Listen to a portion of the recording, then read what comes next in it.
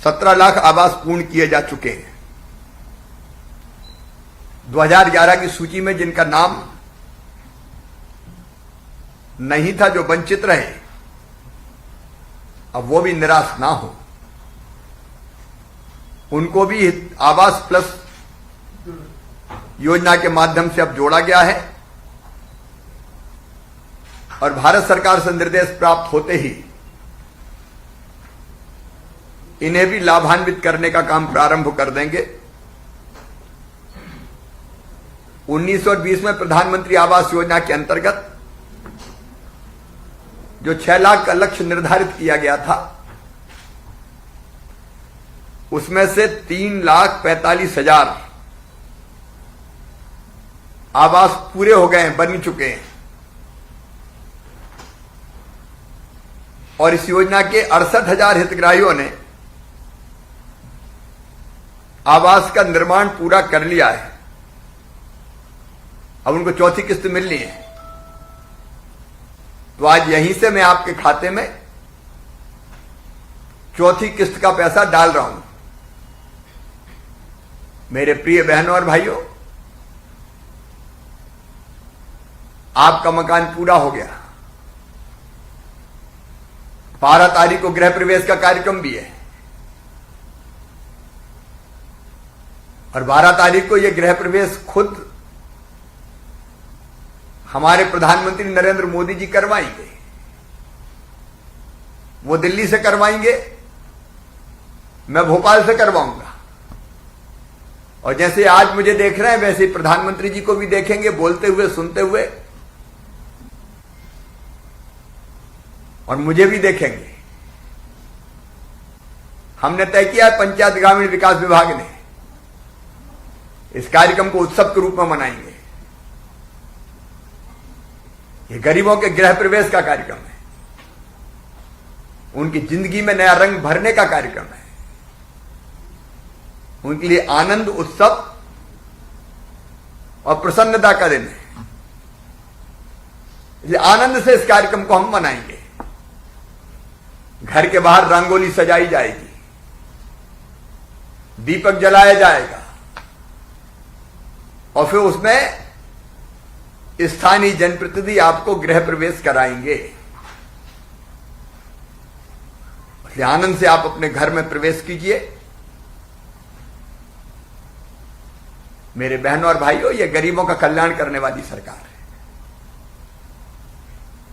12 तारीख को यह गृह प्रवेश का कार्यक्रम होगा तो 16 तारीख को मेरे वो गरीब भाई और बहन जिनको 1 रुपया किलो गेहूं, चावल और नमक अब तक नहीं मिलता था, ऐसे 37 लाख बहनों और भाइयों को उस दिन से राशन मिलना शुरू हो जाएगा। वो कार्यक्रम अलग होगा। जितनी चीजें गरीबों के कल्याण की, किसानों के कल्याण की, 18 तारीख को किसानों के खाते में पैसा डाला जाएगा फसल बीमा योजना का 4,600 करोड़ रुपया। आप आनंदित रहें, प्रसन्न रहें, आपका परिवार सुखी रहे। ये प्रधानमंत्री जी की भी इच्छा है, ये मेरी भी इच्छा है और उस अनुरूप लगातार काम कर रहे हैं।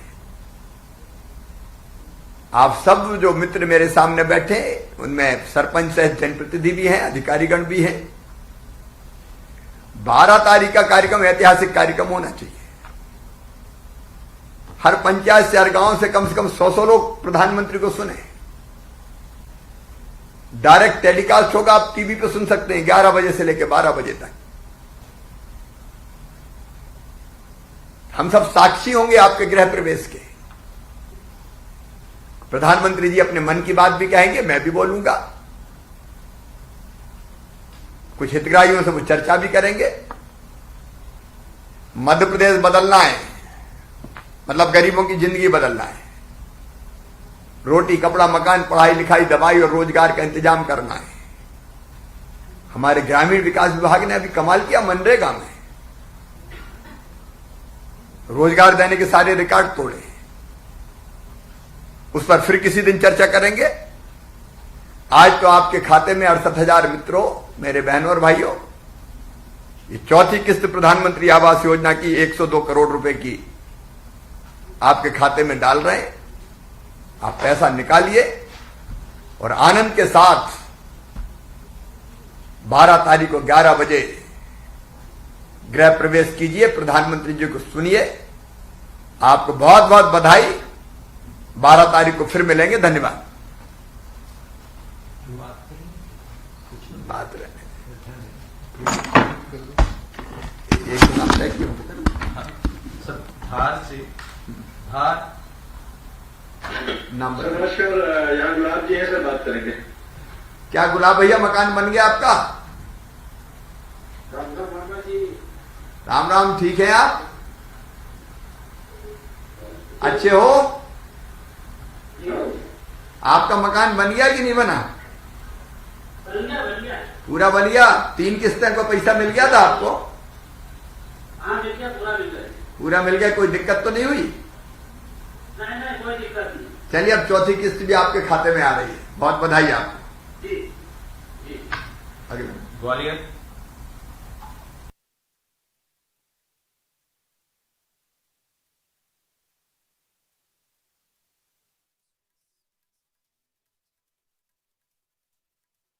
जिंदगी धन्य हो जाती है देख के आपको मुस्कुराते हुए। जी मानी बात है जी।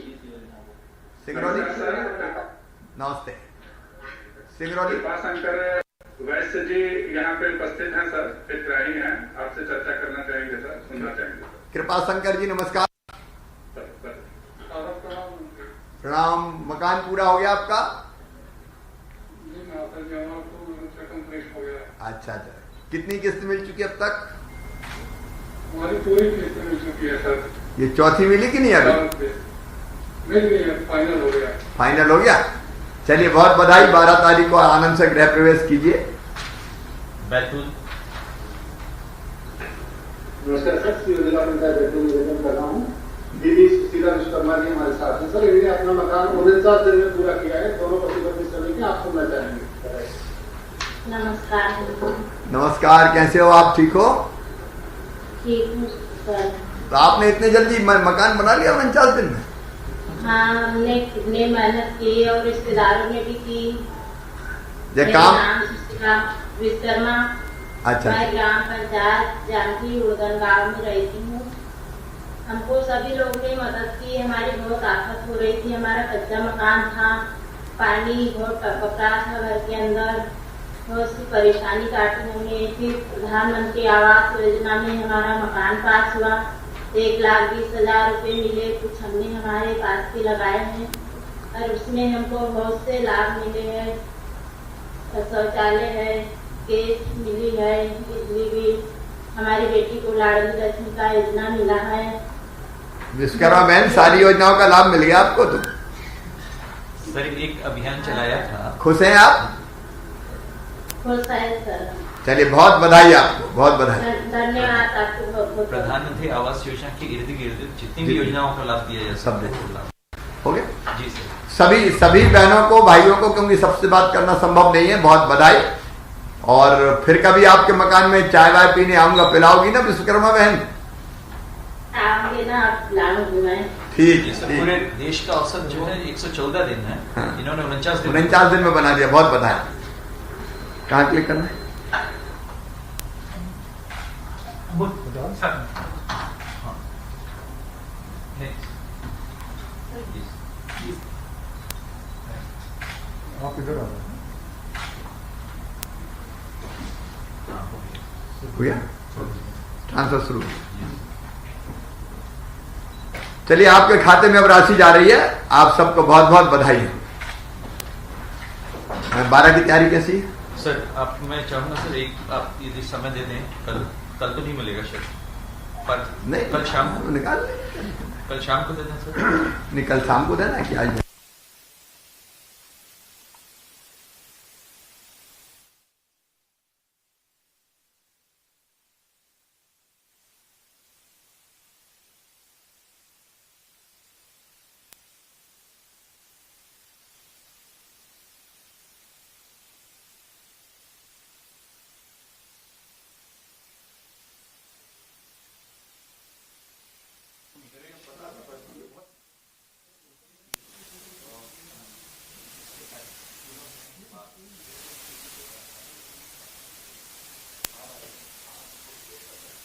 उन तमाम हितग्राहियों से बातचीत कर रहे थे। प्रधानमंत्री आवास योजना के हितग्राहियों को एक बड़ी सौगात मिलने जा रही है। 82 करोड़ की राशि का ट्रांसफर आज सीएम शिवराज सिंह चौहान कर रहे हैं।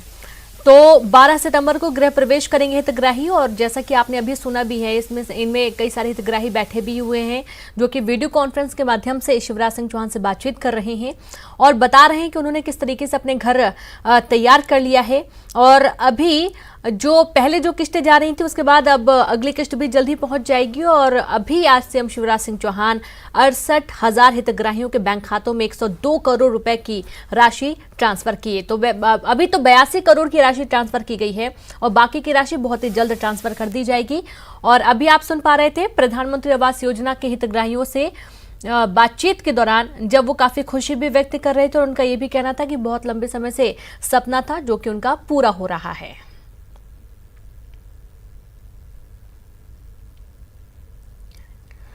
तो एक सिंगल क्लिक से 82 करोड़ रुपए ट्रांसफर किए गए हैं हितग्राहियों के खातों में। अब ये बहुत अहम हो जाता है, रोटी कपड़ा मकान। तो इन तमाम जो व्यवस्थाएं हैं गरीबों के लिए, हितग्राहियों के लिए, वो की जा रही है। प्रदेश सरकार प्रतिबद्ध है उन बेसहारों के लिए जिनके पास रोटी नहीं है, कपड़ा नहीं है, मकान नहीं है, और सिंगल क्लिक से घर उपलब्ध हो रहा है। जो राशि है किस्त की वो पहुंच रही है और जल्दी अगली राशि भी ट्रांसफर कर दी जाएगी।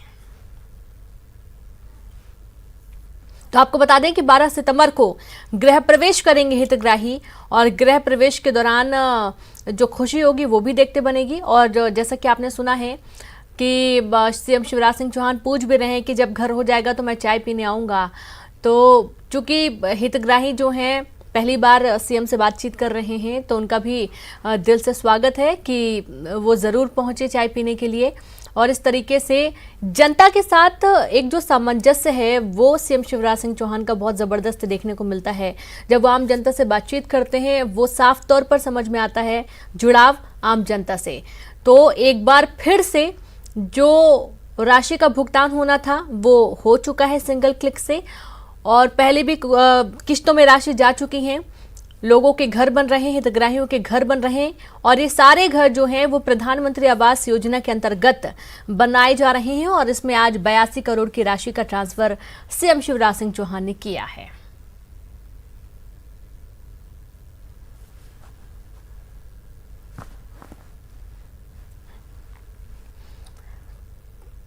तो जैसा कि आपने देखा यहां पर कुछ देर पहले जो है कैबिनेट की बैठक चल रही थी, और कैबिनेट की बैठक के बाद चूंकि एक ऐसा वक्त है जब वाकई में प्रदेश को बहुत ज्यादा राशि की जरूरत है, कोरोना संकट चल रहा है, और कोरोना संकट के बीच में भी हितग्राहियों का इतना ज्यादा खास फोकस रखना उनके ऊपर और उनके घर के लिए 82 करोड़ की राशि का ट्रांसफर करना, वाकई में कह सकते हैं कि बहुत मुश्किल घड़ी में भी एक अच्छा काम करने की जो कोशिश की जा रही है वो तमाम उन लोगों के हित में जा रही है जो कि हितग्राही हैं। और आपको बता दें एक अपडेट है जहां पर 102 करोड़ की राशि 68,000 हितग्राहियों के खातों में पहुंची है।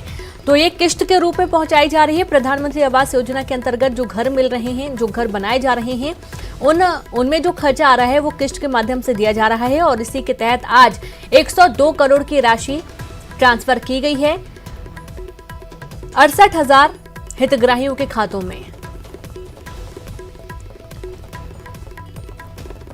तो 12 सितंबर को गृह प्रवेश भी हो जाएगा। अब जल्द ही ये गृह प्रवेश की भी तैयारियां पूरी की जा रही हैं। और चूंकि कोरोना काल है, वरना एक बड़ा प्रोग्राम भी होता, लेकिन कोरोना काल के चलते ज्यादा भीड़ नहीं जुटा सकते हैं। दूर से ही वीडियो कॉन्फ्रेंस के माध्यम से तमाम तस्वीरें देखने को मिलेंगी, जहां 102 करोड़ की राशि का ट्रांसफर आज जब हितग्राहियों के खातों में पहुंचा तो काफी खुशी भी देखने को मिलती है। हालांकि जैसा कि आप सुन पा रहे थे कि बहुत लंबे समय से पूरी तैयारियां चल रही थी, कोरोना की वजह से अभी कुछ वक्त पहले से जो विकास काम थे वो रुके हुए थे। तो अभी थोड़ी देर पहले ही बैठक भी खत्म हुई थी और बैठक में भी हितग्राहियों के खातों में राशि ट्रांसफर को लेकर और साथ ही कोरोना काल से निपटने के लिए तमाम जो मंथन किया गया है, उसके बाद जो पटल पर प्रत्येक प्रस्ताव रखे गए थे उनमें प्रमुख प्रस्ताव ये भी था।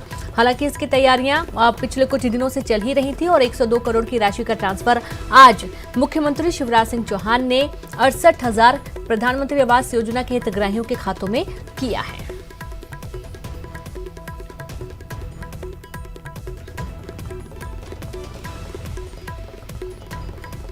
तो 12 सितंबर को गृह प्रवेश करेंगे हितग्राही और गृह प्रवेश के दौरान की जो तस्वीरें होंगी वो वीडियो कॉन्फ्रेंस के माध्यम से देखी जाएंगी।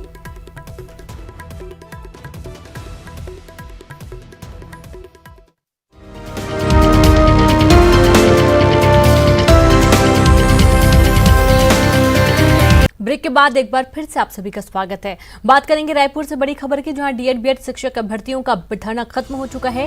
राज्य शासन के आश्वासन के बाद प्रदर्शनकारियों ने हड़ताल खत्म कर दी है। सीएम ने बीते दिन शिक्षा विभाग को निर्देश दिया था 1 सप्ताह के भीतर विभाग जो है वो रिपोर्ट प्रस्तुत करे और इसके निर्देश सीएम ने दिए थे। शासन के आदेश के बाद हड़तालियों ने धरना खत्म कर दिया है, स्थगित कर दिया है। अब शासन को धन्यवाद ज्ञापित करेंगे। कल शिक्षक भर्ती की मांग को लेकर बड़ा प्रदर्शन किया गया था और इस बड़े प्रदर्शन के दौरान जो तमाम तस्वीरें थी वो हमने आपको दिखाई थी। किस तरीके से पुलिस के साथ भी झूमाझटकी हो गई थी, इस दौरान काफी झड़प हुई थी। उसके बावजूद जो प्रदर्शनकारी हैं वो नहीं माने थे। क्षेत्रीय विधायक मौके पर पहुंचे थे और उन्हें समझाइश दी गई थी। उसके बाद सीएम भूपेश बघेल ने खुद इस बात का आश्वासन दिया था कि उनकी जो भर्ती है वो जल्द होगी और 1 हफ्ते के अंदर शिक्षा विभाग से स्टेटस रिपोर्ट देने के निर्देश दिए गए हैं।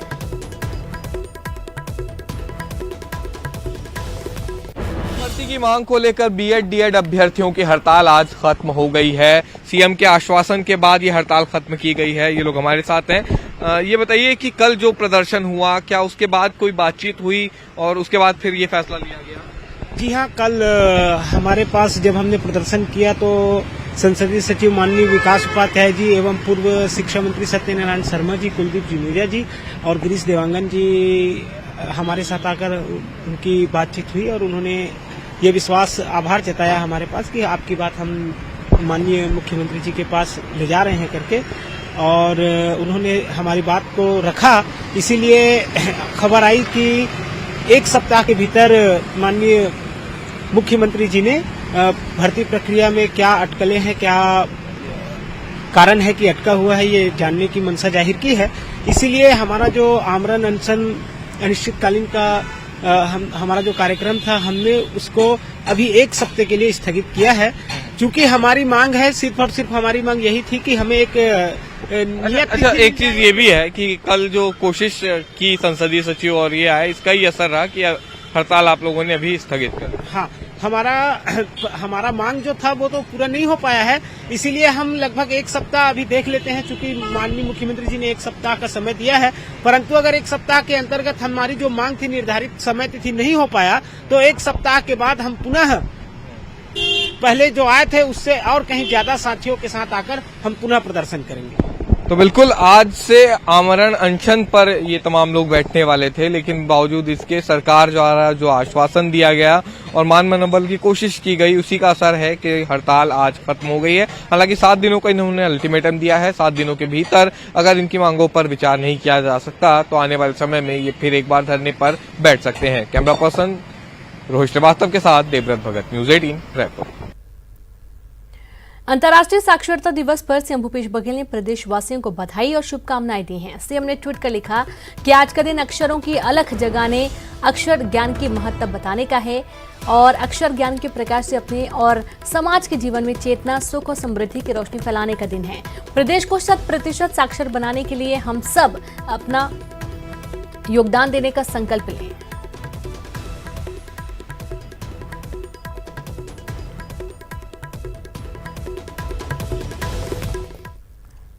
खबर रायपुर से, भूपेश सरकार ने किए 4 MOU। एथेनॉल निर्माण संबंधी 508 करोड़ की 4 प्रस्तावों पर MOU साइन किए गए। छत्तीसगढ़ में पहली बार स्थापित हो रहे एथेनॉल निर्माण की इकाइयां, जहां 4 इकाइयों में 11,75,000 किलोलीटर एथेनॉल निर्माण का वार्षिक लक्ष्य रखा गया है। सीएम भूपेश बघेल ने कहा कि खाद्य प्रसंस्करण के क्षेत्र में भी छत्तीसगढ़ की बनेगी नई पहचान।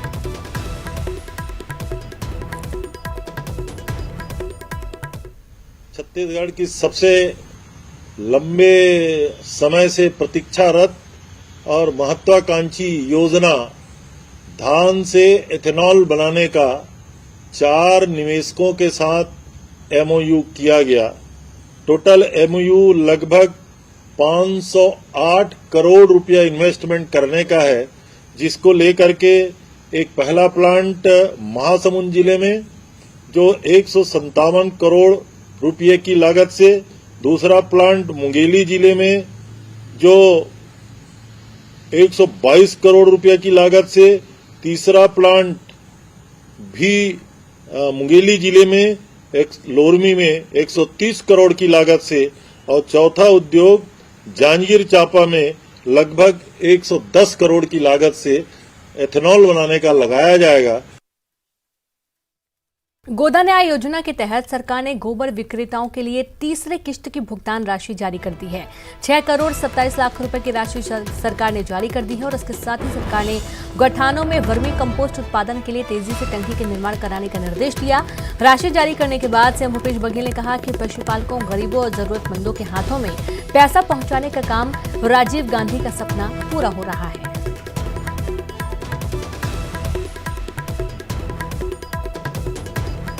छत्तीसगढ़ में गोधन न्याय योजना के लिए एक ऐप लॉन्च किए मुख्यमंत्री जी के हाथों।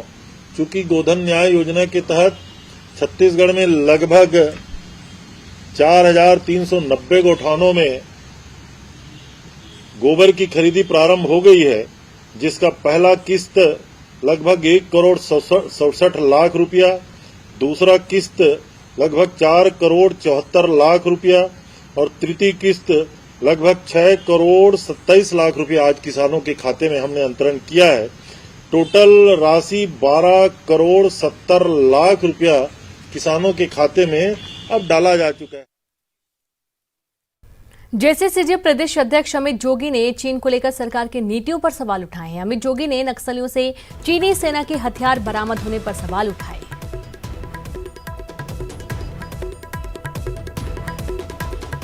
छत्तीसगढ़ से और चाइना की जो नेक्सस को लेकर जोगी कांग्रेस के प्रदेश अध्यक्ष अमित जोगी ने कई मामले के खुलासे किए हैं। हमारे साथ बात करने के लिए अमित जोगी हैं।